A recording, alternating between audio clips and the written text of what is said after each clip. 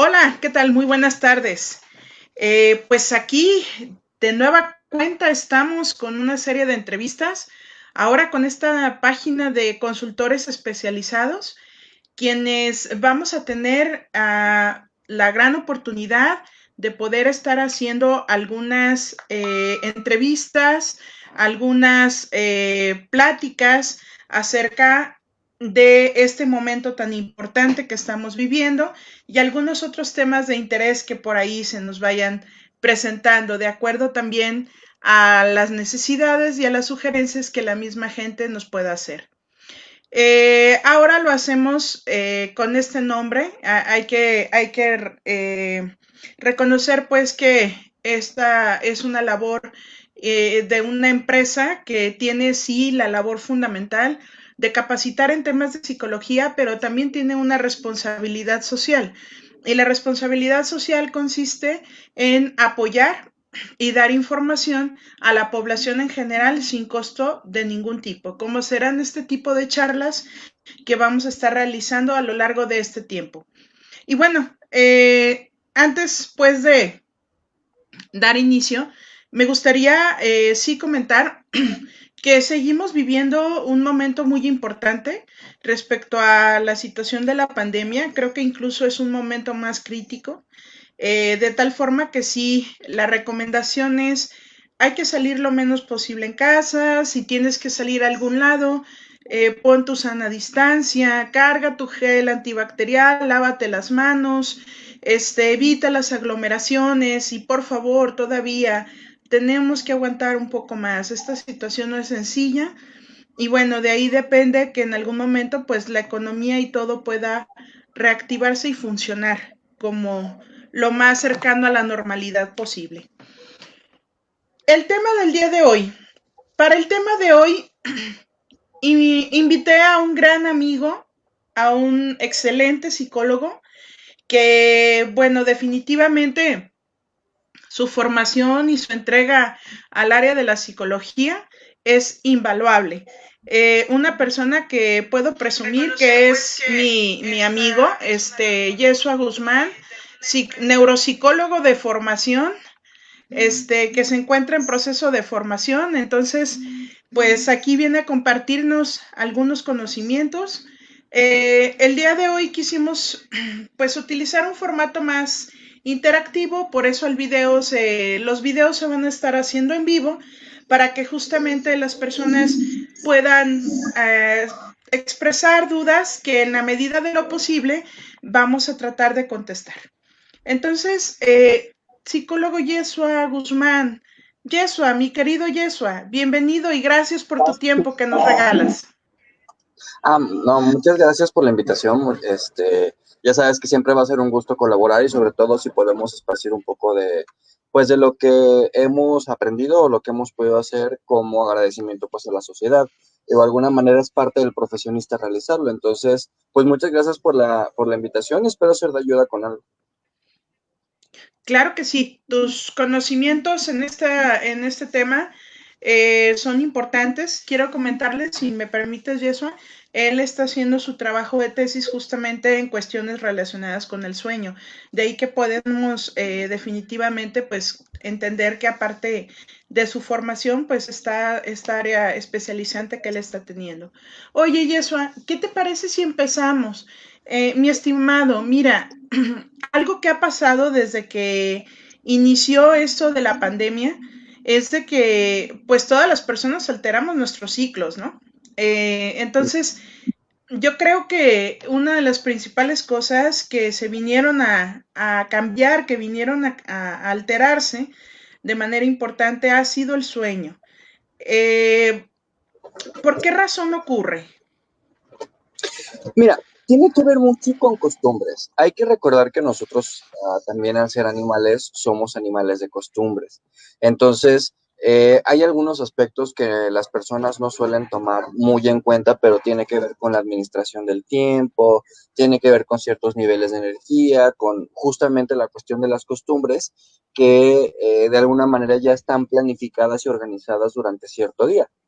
El asunto es que ahora, dada como todo lo que está ocurriendo, pues la cuestión de la pandemia, como las consideraciones actuales y la obligada como manera de mantenerlos aislados, hizo que hubo más bien causó muchas modificaciones en estos aspectos, ¿sí? Entonces, imagínate que tú tienes una persona que durante todo el día se encuentra muy activa, a lo mejor no siempre está de pie, pero los traslados, luego trabaja, se pasa a otro lado, o sea, ahí ya hay un determinado gasto energético que yo creo que los nutriólogos nos pueden ayudar muchísimo a aclarar en ese aspecto, pero inclusive las comidas, los órdenes de cómo lo hacemos, o sea, todo esto ya está en un ciclo que en realidad se pudo haber establecido hace mucho tiempo. Entonces, cuando te obligan a mantenerte en tu casa, cuando tienes que abandonar a lo mejor todas tus actividades presenciales para hacerlas en no presencial,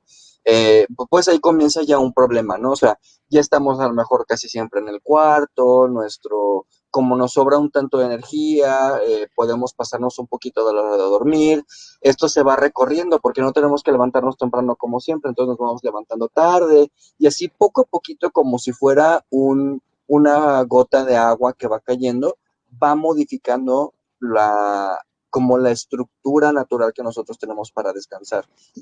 Es importante pues decir que el sueño es muy importante para muchas cosas, pero dadas algunas condiciones contextuales, esto puede cambiar y la pandemia las ha cambiado en muchas personas.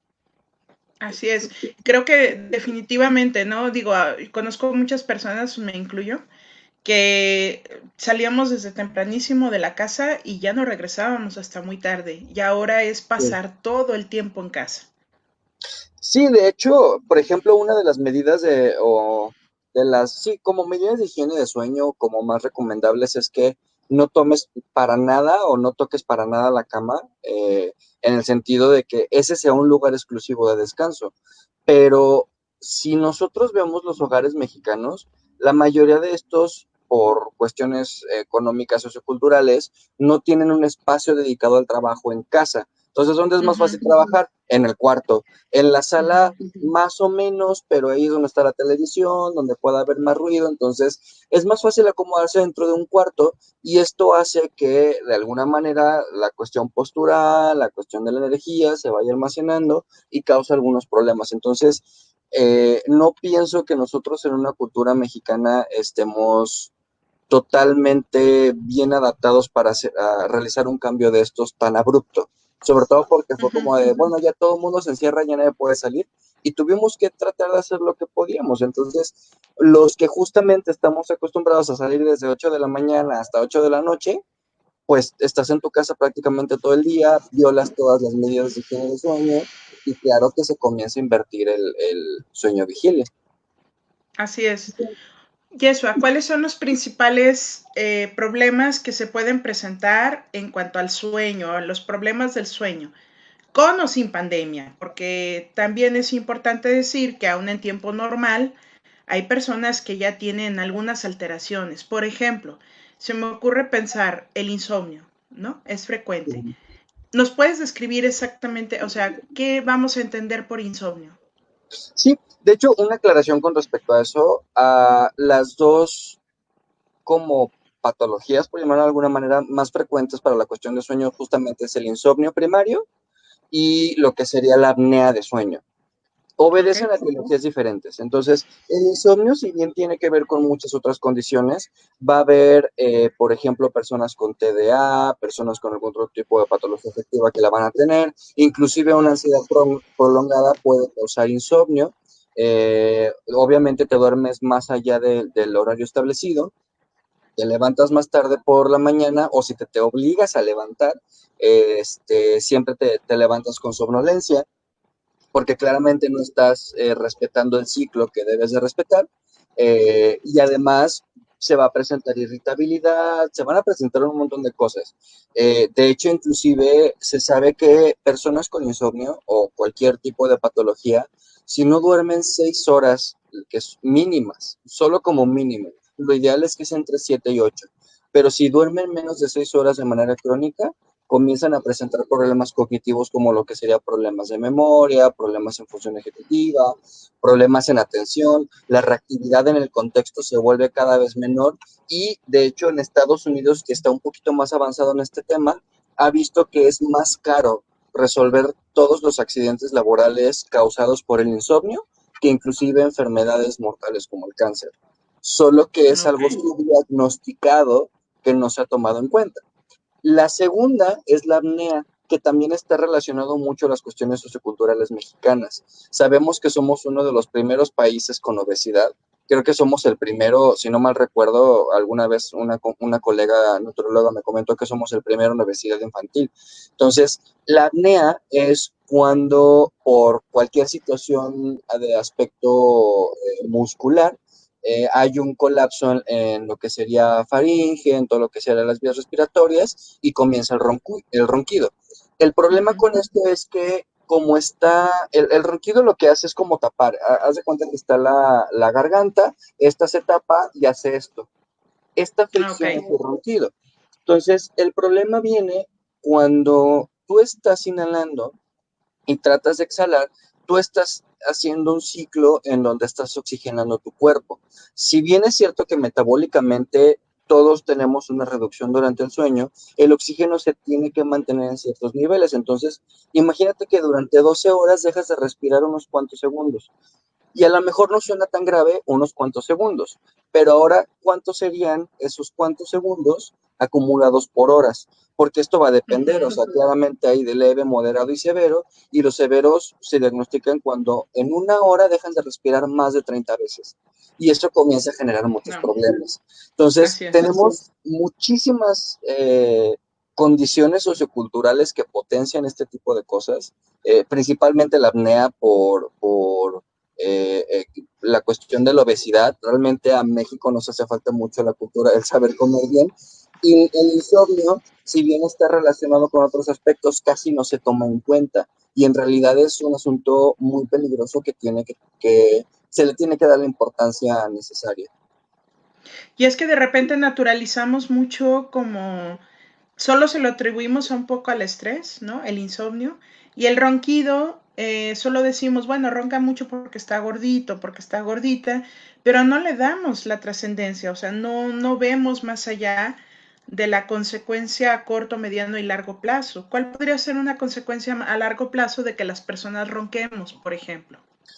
De hecho, hay varios estudios, sobre todo se les dio seguimiento a los 3 niveles de severidad, en donde los que tienen un diagnóstico de apnea severa pueden llegar a desarrollar un perfil cognitivo muy similar al de una demencia de tipo Alzheimer. Eso ya es muy grave, porque entonces Sí. comienza la desorientación, comienzan problemas de memoria, comienzan problemas de lenguaje, comienzan problemas de función ejecutiva. Es una persona que no puede tomar decisiones y es sumamente vulnerable y esto va a ir deteriorando. ¿Qué es lo que comentábamos ahorita? O sea, no nada más es que privas de oxígeno a tu cerebro, es que también no estás sacando el dióxido de carbono, eso es deleterio, es decir, es tóxico para nuestro cerebro y comienza a una degeneración muy progresiva, pero muy lenta. Entonces, lo peor que puede pasar es eso, y eso ya es mucho decir, o sea, es lo que suele pasar. Además, la apnea se relaciona demasiado con muchísimas otras patologías. O sea, por ejemplo, personas con apnea tienen todavía creo que 3 o 4 veces más probabilidad de sufrir un infarto. Y ni siquiera es nada más un infarto a miocardio, es un infarto cerebral. Es peor Ok. todavía.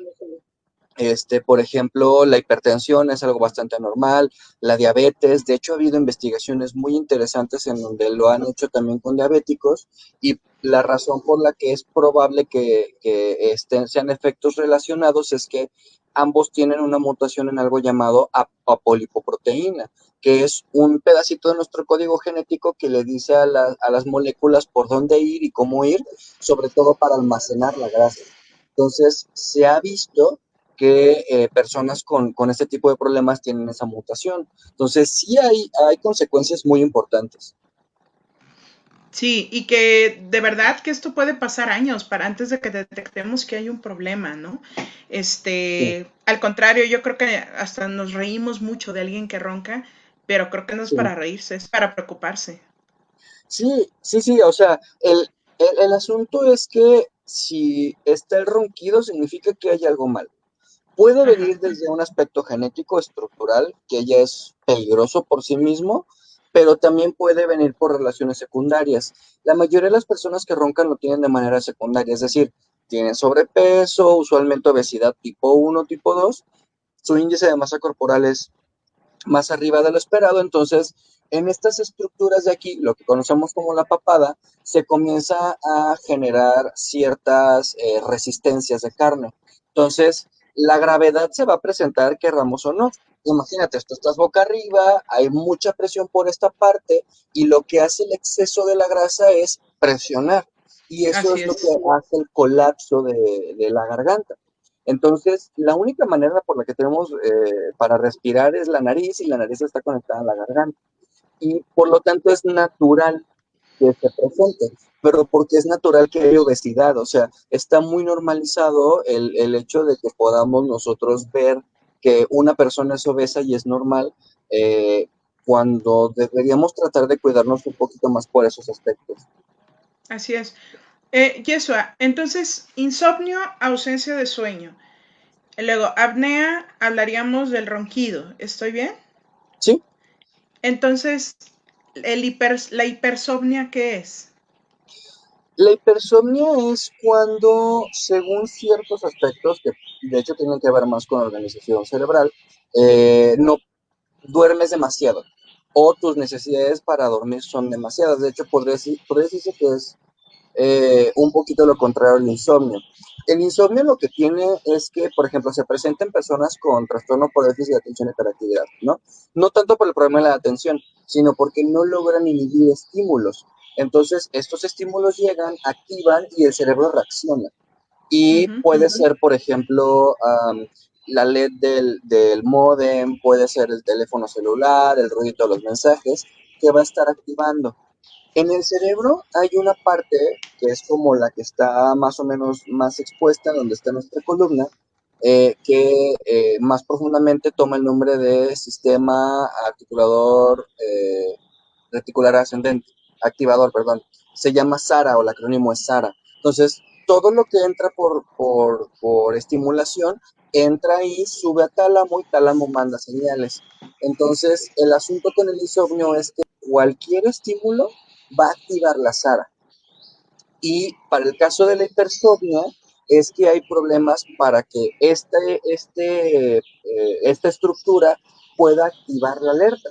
En todo Ok. caso, lo que sería la atención. Entonces, Ujú. hipersomnia tiene que ver con que duermes demasiado.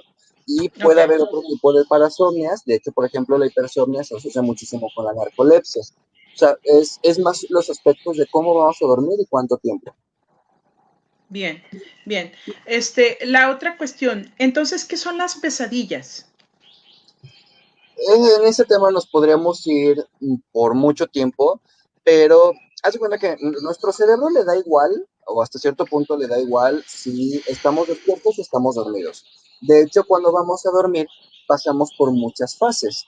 Estas fases están divididas dependiendo de la profundidad. Va a llegar un punto en el que la más profunda sea la llamada REM o Rapid Eye Movement, en donde nuestro cerebro está activando muchísimas áreas y aquellas activaciones más importantes se solidifican y eso hace la memoria.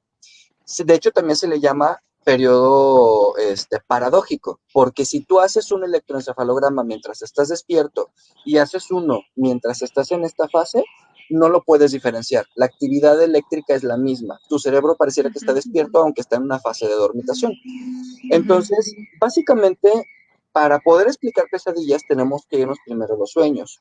Un sueño es una recapitulación de toda la estimulación cerebral que hubo y por lo tanto se está organizando, se está metiendo a los cajones que debe de meterse por todo lo que serían las vías sensoriales. El cerebro se puede dividir en dos grandes pedazos, que sería lo sensorial o lo integrativo y lo ejecutivo.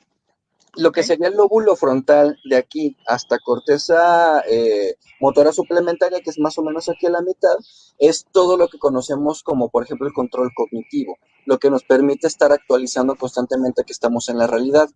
De aquí para atrás es todo lo sensitivo integrativo. Tenemos la corteza visual, la corteza auditiva, Tenemos, por ejemplo, la corteza parietal, que se encarga de tener una representación de todo nuestro cuerpo y así. O sea, ahí es en donde entra esta tálamo y de tálamo envía las señales a donde debe de ir. Por ejemplo, mientras yo estoy observando la cámara, pasa por tálamo, tálamo se le envía a corteza visual primaria y de ahí se envía a integrativas para saber más o menos qué es lo que estoy observando y de integrativas, dependiendo de la acción, se va a ir a otras áreas. Así de complejo es. Pero cuando Ujú. nosotros estamos soñando, lo que sería el frontal está desactivado. Entonces, aquello que observamos, aquello que sentimos, aquello que escuchamos, Se durante queda el ahí. sueño lo que hace es volverse a activar y por eso es que es muy probable que aquello que tú hayas visto, aprendido o escuchado aparezca en tu sueño. Ujú. Es literal natural y de hecho es una forma en la que nuestro cerebro puede consolidar la memoria. Las neuronas, imagínate que hay una conexión de aquí a aquí, ¿no? Que es útil. Hoy aprendí a andar en bicicleta y esta conexión de aquí, que sería este pedazo acá, es lo que me permite andar en bicicleta. Si es útil, tu cerebro cuando tú vayas a dormir lo va a estar activando constantemente para aprenderlo y solidificarlo. Y por lo tanto, más rápidamente pueda activarlo cuando se necesite. Y es el mismo Ujú. principio para todo, ¿eh? Para aprender a manejar, la bicicleta, el lenguaje, es el mismo principio, es una activación. De hecho, a eso se le denomina reverberación. Es decir, muchas neuronas activan mucho. ¿Qué pasa con las pesadillas? Usualmente, cuando hay un contenido, se le atribuye un tipo de elemento. Es decir, la emoción puede ir de valencia positiva a valencia negativa. Valencia positiva es lo que es agradable, lo que nos gusta, y la negativa es lo que nos disgusta, lo que nos causa miedo o dolor. Además de esas dos valencias, vamos a tener reactividad. Entonces, imagínate que puede ser positivo o negativo y la reactividad va hacia arriba. Por ejemplo, una persona que ve un estímulo de valencia negativa con mucha reactividad puede vomitar. Por ejemplo, Ok. ver la foto de un accidente, ¿sí? Ujú. Una persona con una valencia positiva o que tenga un estímulo que interprete con valencia positiva y una reactividad muy alta puede llorar de la emoción. Entonces, cuando nosotros estamos en el contexto, interactuamos con ciertos estímulos, estos estímulos se registran con una valencia. El asunto es que cuando hay mucha valencia negativa es cuando se comienza a causar la pesadilla. O sea, es el mismo sentido, hay una reverberación, constantemente tú estás activando, pero tiene una valencia negativa. Entonces tu cerebro está aprendiendo, está modificando para ver cómo reaccionar, cómo hacer y qué hacer. De hecho, es muy natural que las personas sueñen que el abuelito, la abuelita, la mamá se va a morir porque ya estaba en el hospital y sueñan que se viene a despedir, pero probablemente soñaron que se viene a despedir de ellas 3 semanas antes, un día antes, todos los días, porque el cerebro está La tratando de preocupación entender, estaba. exacto, Ujú. está tratando de entender qué está ocurriendo. Una vez Ujú. que pasa esto y que está bien solidificado, cuando vas a dormir lo estás reverberando. Entonces, ¿qué es lo que una persona espera cuando un familiar está en el hospital? Claramente que va a morir, pero la persona para sentirse mejor necesita una resolución y a la mejor parte de su cerebro crea esta resolución. De hecho, Sí. hay ejercicios muy interesantes en donde si tú luego de despertar tienes tu diario en donde escribes qué fue lo que soñaste, es muy probable que identifiques pedazos de una realidad de hace un día o hace dos que se construyeron en el sueño. Entonces, Ok. una pesadilla es eso. Personas con problemas de ansiedad tienen mayor facilidad para poder tener pesadillas o son más Ujú. propensos a tener pesadillas Ujú. porque Sí, justamente están esperando ahí que todo el algo malo tiempo. esté pasando. Ujú. Claro.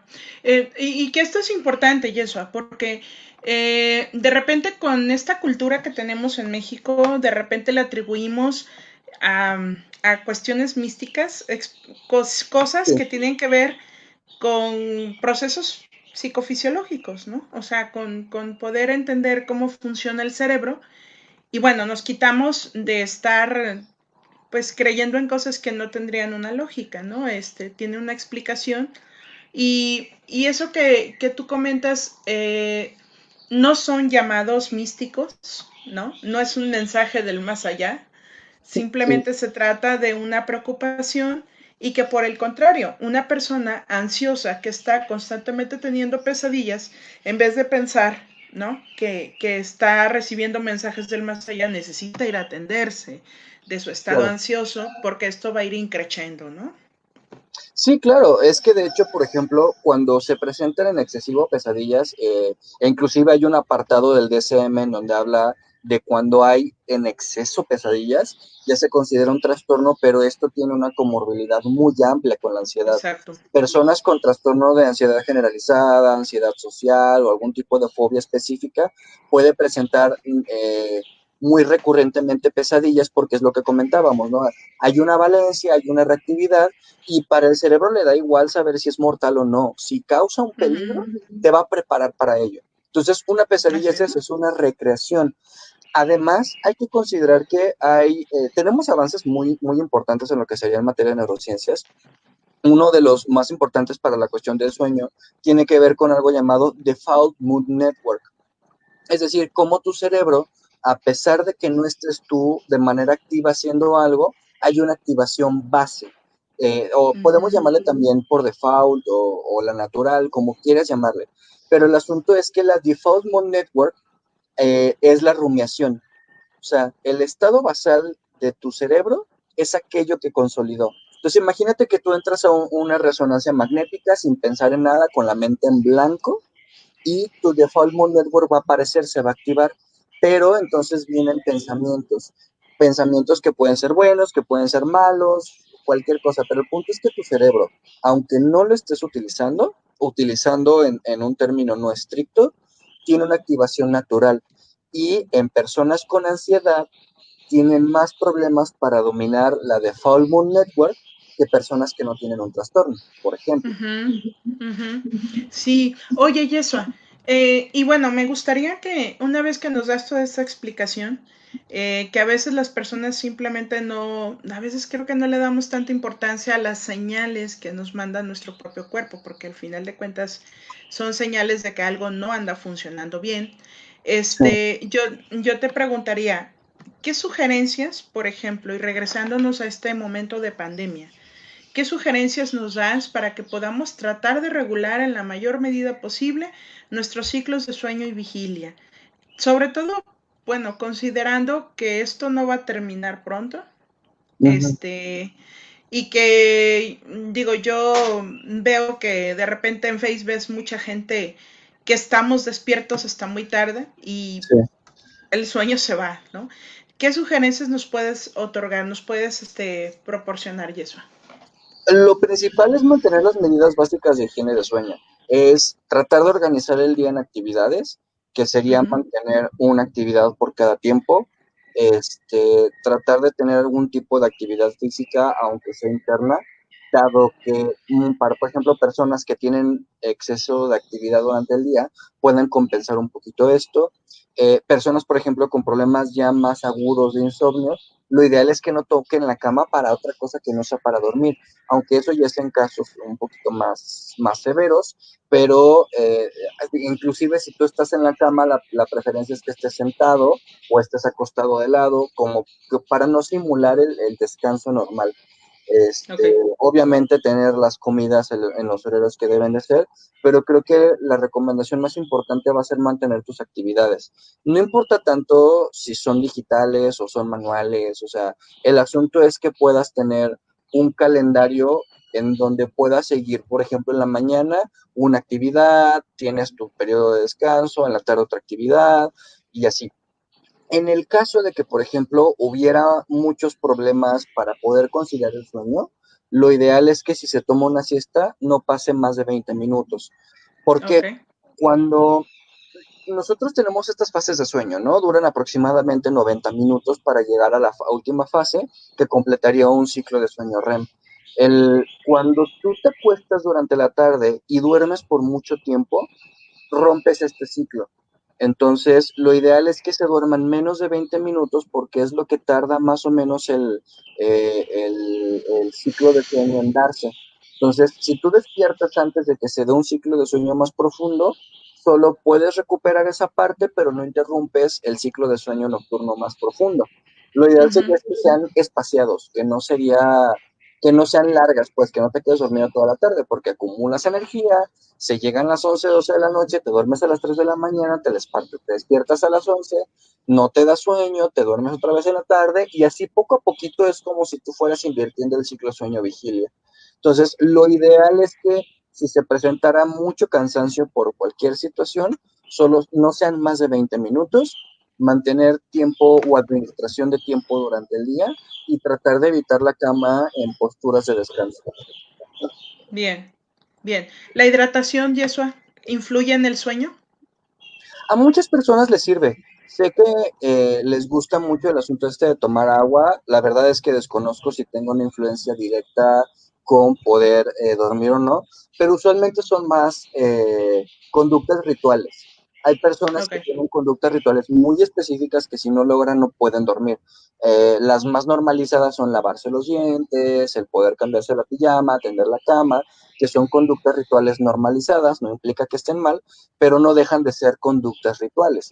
Entonces, sé que hay personas que les gusta tomarse un vaso de agua antes de dormir.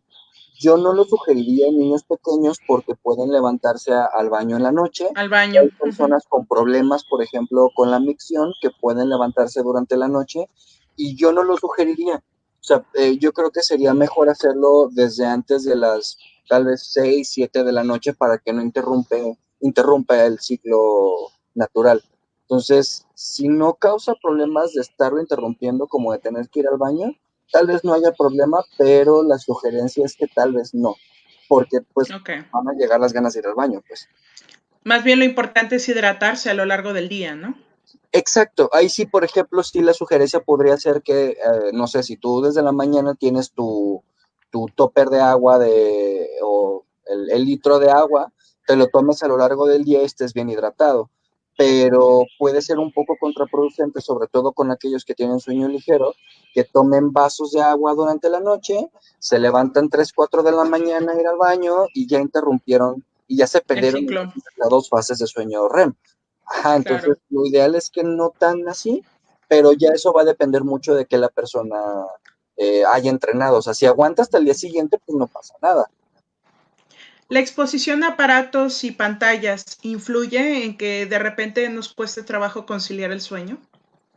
Hay investigaciones muy interesantes en donde sí, por ejemplo, la luz LED, que es la que suelen utilizar las pantallas de los teléfonos, no te permiten conciliar sueño, sobre todo porque es una pantalla en blanco. Dispositivos ya más novedosos, como del 2015 para acá, ya tienen activadas algunas funciones de modo lectura en donde que no sea totalmente blanco, sino que se vea más opacio, más como beige, como café. Ujú, Y ujú. eso de alguna manera supuestamente influye menos. La verdad es que desconozco con esta nueva modalidad, pero sí ha habido investigaciones que nos dicen que, por ejemplo, si mantenemos la luz, no nos va a dejar dormir, pero tampoco te va a despertar. O sea, si crees que es una estrategia a las 6 de la mañana ver Facebook, no te va a despertar. O al Ok, menos lo que se ha registrado. No te deja dormir, alarga la conciliación de sueño, pero en la mañana no te despierta. Tal vez lo ideal sería utilizar los dispositivos móviles en modo de lectura porque la luz es más tenue y por lo tanto activa menos los núcleos cerebrales. Pero a ciencia cierta no lo he visto. Lo que viene en el ok. manual es eso, pero nunca he visto una investigación que haga una diferencia entre un LED tradicional y un LED opacio. Muy bien, muy bien. Yesua, pues te agradezco tu tiempo. Creo que son recomendaciones importantes. Creo que estamos a la mitad, no, yo creo que ni a la mitad de esta etapa mundial que estamos viviendo de pandemia. Y creo que las recomendaciones nunca van a estar de más. Creo que a veces nos confiamos mucho y decimos, ah, no pasa nada, ¿no? Pero en realidad sí pasa, porque bueno, ya tantas noches de tener ciclos de sueños alterados, creo que ya nos causa consecuencias y bueno, estar siempre muy atento a las señales de nuestro cuerpo. Yo te agradezco el tiempo para la entrevista. Sé que más adelante tú después serás entrevistador. Lo Sí, anuncio, él será uno de nuestros entrevistadores estrellas. Entonces, pues, gracias por tu información y pues seguimos en contacto para seguir informando a todas las personas que sigan esta página. Síganos, por favor, vamos a estar teniendo temas, vamos a estar teniendo entrevistas, vamos a seguir subiendo algo de información que siempre sea útil para todos y no se desconecten, síganos, por ahí vamos a estar haciendo anuncios de nuestras entrevistas. Mi querido amigo, gracias, cuídate De mucho. nada, muchas gracias. Y cualquier duda o algo, voy a estar atento a los comentarios. Nada más me etiquetas y yo la puedo contestar. De acuerdísimo. Gracias. No se despeguen, nos vemos en otra entrevista. Hasta luego. Hasta luego.